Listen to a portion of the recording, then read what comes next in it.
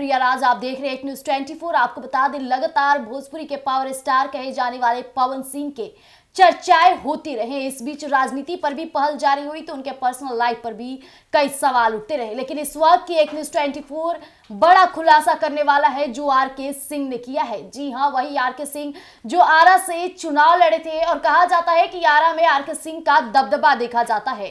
लेकिन 2024 के लोकसभा चुनाव के दौरान आरा से वो जीत हासिल नहीं कर पाए, जिसके बाद पवन सिंह को फैक्टर बनाया गया। इस पर आरके सिंह ने एक बड़ा खुलासा किया है। न सिर्फ बीजेपी का बड़ा राज खुला है, लेकिन पवन सिंह की राजनीति में आने को भी लेकर बड़ा करारा जवाब दिया है, जिसके लिए हमारे साथ मौजूद है सितेश सिंह। सितेश जी, आज उन बातों को आपके समक्ष रखेंगे जो आरके सिंह ने जिन मुद्दों को साबित किया है। इसके साथ ही अगर लोकसभा चुनाव को देखा जाए, साथ ही साथ पिछली दफा की बातें देखा जाए कि किस तरह से आरा में आरके सिंह का दबदबा रहा, उसके बावजूद भी पवन सिंह जहां काराकाट से चुनाव लड़े तो हार का सामना करना पड़ा।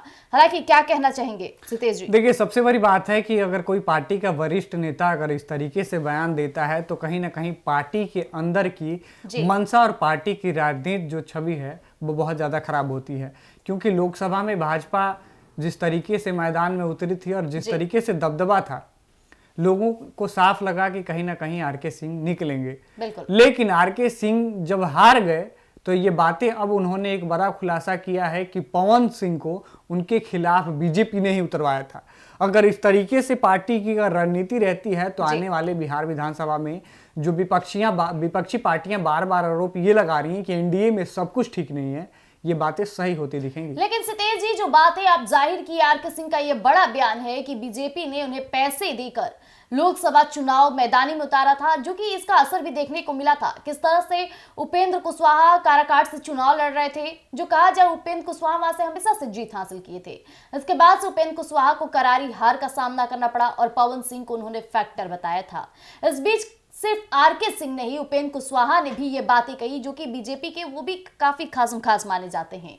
यहां तक कि उपेंद्र कुशवाहा के प्रचार प्रसार में प्रधानमंत्री नरेंद्र मोदी तक आ गए थे, जो पवन सिंह को ये बातें तक समझ रखनी पड़ी कि पवन सिंह को हराने के लिए मोदी जी मैदान में उतर गए हैं। इसके बाद से आरके सिंह का ये बड़ा बयान, दोनों आपस में ताल जोड़ रहे हैं। देखिए, मुझे ये बात समझ नहीं आ रही, जिस तरीके से आपने कहा कि पीएम मोदी ने भी वहां अपनी रैली रही और जनसभा किया, तो जब पार्टी के लोग ही इस चीज को अगर मान लीजिए उनको हराने में लगे हैं तो पीएम मोदी वहां क्यों जा रहे हैं? क्या आरके सिंह पार्टी पे मतलब कहा जाए तो धब्बा लगा रहे हैं या पार्टी के दामन पे दाग लगा रहे हैं, या फिर वो हार गए तो इस बार वो कहीं ना कहीं बिहार विधानसभा की चुनाव विपक्षियों की ओर से उन्हें कहीं टिकट मिल रहा है जिसकी वजह से वो इतना बड़ा आरोप लगा रहे हैं? यहाँ सवाल उठ ही रहा है क्योंकि पवन सिंह तो काराकाट से चुनाव लड़े, लेकिन आरा से आरके सिंह चुनाव लड़ रहे थे। तो इस बीच दोनों के संबंधों को इतना तालमेल क्यों जोड़ा जा रहा है? क्योंकि पवन सिंह ने कहा कि हम किसी के फैक्टर में आकर, किसी के बातों में आकर चुनाव नहीं लड़ रहे हैं। हमें टिकट मिला नहीं मिला किसी पार्टी की तरफ से, हम निर्दलीय चुनाव के लिए लड़ रहे हैं क्योंकि जनता हम पे भरोसा करती है। और पवन सिंह को वाकई देखा गया है कि काराकाट की जनता वहां पे उन पर खूब भरोसा करती है। और ये नहीं कि अगर वो हार गए तो अब उन पे जनता भरोसा नहीं करती। अभी भी पवन सिंह जब भी काराकाट जाते हैं, लोगों से मुलाकात करते हैं और जनता के बीच बने हैं। खास कोई सांसद उतना नहीं इतना लोगों के बीच में बनता है। चाहे मैं बात कर रही हूँ राजा राम सिंह, जो वहां के सांसद है, इसके बावजूद भी उनके उतने चर्चे नहीं रहते जितने पवन सिंह के माने जाते हैं। लेकिन आरके सिंह जहां बीजेपी के लिए इतनी बड़ी बात कर रहे हैं, हो सकता है कि 2025 का बिहार विधानसभा चुनाव के लिए आरके सिंह को कई विपक्ष पार्टियों की तरफ से बड़ा ऑफर मिला है। आरके सिंह प्लानिंग बना चुके हैं। अब बीजेपी के तमाम गलतियों को गिनाने का मोदी फैक्टर बातें करते नजर आ रहे हैं।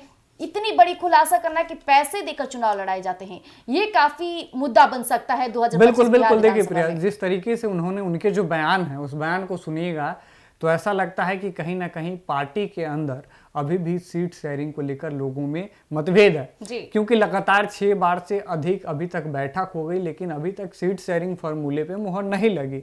पार्टी के सभी वरिष्ठ नेता बैठ ही रहे हैं, पार्टी के प्रदेश अध्यक्ष बैठ ही रहे हैं, लेकिन लगातार 6 बार की बैठक स्थगित होना, उससे कोई परिणाम सकारात्मक ना निकलना, उसके बीच ही आरके सिंह का इस तरीके से बयान आना कहीं ना कहीं कई बातों को सामने लाता है। हालांकि आरके सिंह काफी दबदबे माने जाते हैं, आरा में उनका गढ़ माना जाता है, आरा में काफी चलती है उनकी, लेकिन इसके बावजूद भी वहां से हार जब हुआ था, लोकसभा चुनाव परिणाम आए थे, उस दौरान आरके सिंह की खूब हवा हवाई हुई। इस बीच कहा गया कि आरके सिंह के कार्य की वजह से, आरा के विकास की ना वजह से उन्हें वोट नहीं मिला, लेकिन अब तो बदलता रुख नजर आ रहा है। इस बीच आरा सिंह पवन सिंह को फैक्टर बनाते नजर आ रहे हैं।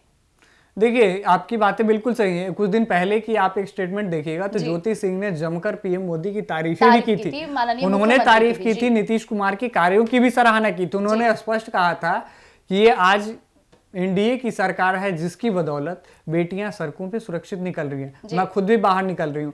तो और पीएम मोदी की कार्यों की सराहना, नीतीश कुमार का भी उन्होंने जमकर पुल बांधा था। इस तमाम बातों को अगर देखिएगा तो ऐसा प्रतीत होता है कि बेशक भाजपा मजबूरी में उन्हें टिकट नहीं दे सकी, लेकिन जिस तरीके से वो अब नजदीकियां बढ़ा रही हैं, क्षेत्रों में अपना दबदबा कायम करने की कोशिश कर रही हैं, चाहे पवन सिंह की बात करें या चाहे ज्योति सिंह की बात करें, इससे स्पष्ट होता है कि एक बार फिर उसी मैदान से, उसी जगह से एक बार भाजपा फिर उन्हें लगता है कि टिकट देगी।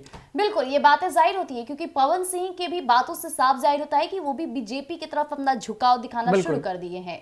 मनोज तिवारी का बयान आया था जिससे साफ प्रतीत हो रहा था कि पवन सिंह कहीं ना कहीं इस बार 2025 का बिहार विधानसभा चुनाव बीजेपी के साथ है और उनके टिकट पर लड़ना शुरू कर दे। और इसी बीच ज्योति सिंह का भी तालमेल बीजेपी के साथ साथ एनडीए के साथ काफी बढ़ता नजर आ रहा है। इस बीच सवाल उठा है कि आरके सिंह को इस बात की भनक लग गई होगी थी जिसके कारण वो अब विवादों वाली बातें छिड़ रहे हैं और इसका असर कहीं ना कहीं उनके बयानों की वजह से बिहार की जनता पर पड़ने वाली है और 2025 का परिणाम काफी चुनौतीपूर्ण हो सकता है तमाम पार्टियों के लिए। लेकिन देखना दिलचस्प रहेगा कि आरके सिंह के बयान के बाद से क्या बीजेपी के नेताओं की तरफ से कोई बयान आता भी है या फिर कहा जाए तो पवन सिंह इस पर चुप्पी तोड़ेंगे। ये देखना काफी दिलचस्प रहेगा। तब तक के लिए बने रहिएगा एक न्यूज़ 24 पर। धन्यवाद।